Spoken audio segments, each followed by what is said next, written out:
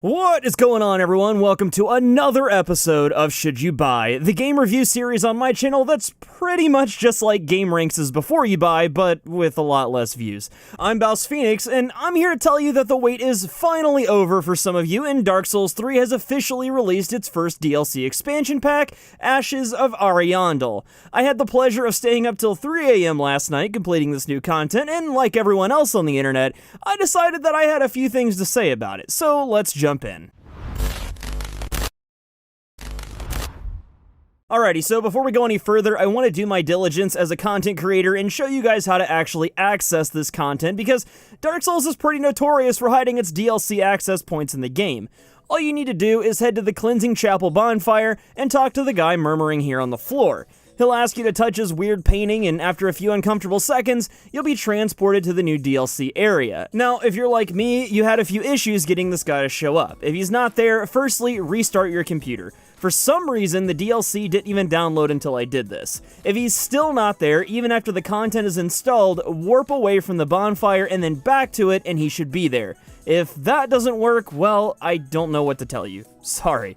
Anyway, on to the most important part of the video, my opinions, because who doesn't want to hear those, am I right? Ashes of Ariandel, Ariana Grande? Ashes of Ariana Grande features a brand new area far away from the game's original world. This isn't just a backtrack DLC where the devs decided to repurpose an old area that we've already seen.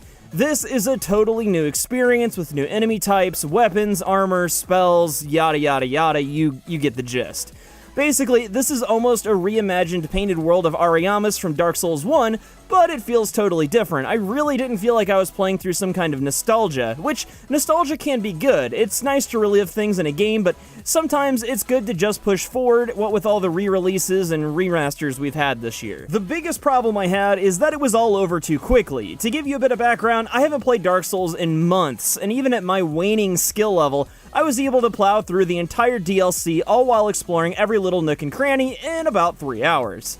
When I went back to record all this footage today on a brand new character, it took me about 45 minutes from the time I got sucked into the painting to the end boss, and a speedrunner could probably get through the whole thing in about 20 minutes. Now, whoa there, fanboys. I'm not bashing the game, hear me out, okay? I know as a longtime Dark Souls player, having played every game multiple times, that the magic of these games is in the replayability.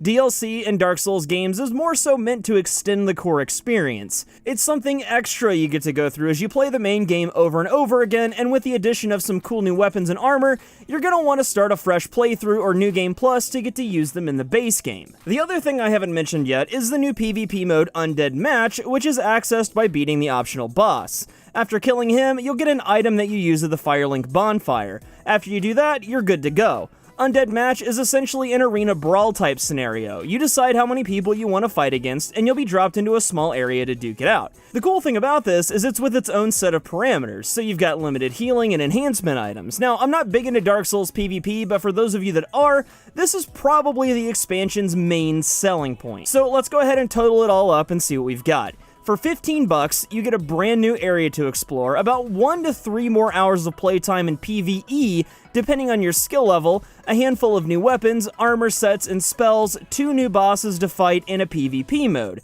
Is it worth $15 though? Should you buy it? Well, if you're a hardcore Dark Souls fan that absolutely has to have every new piece of content that comes out for it, then yeah, go ahead. But if you're that type of person, you've probably already bought it and have no need for this video. So for the rest of you, I'd say that if you're planning on PvPing a lot, then Ashes of Ariandel is worth it. But if you're looking for a huge chunk of new PvE content to keep you occupied for a good while, then you might be a little disappointed. If anything, I'd wait for a Game of the Year edition if you're on the fence. At the end of the day though, it's more Dark Souls for $15, and according to the word on the street, the next and final DLC for this game is pretty much going to be the last we see of Dark Souls forever, so it's probably a good idea to savor it now while the community is active. As for my final thoughts on this whole thing, I have to say that I really enjoyed the DLC. It It was over a little too quick for me, but for 15 bucks, I don't really know what more I could expect from it.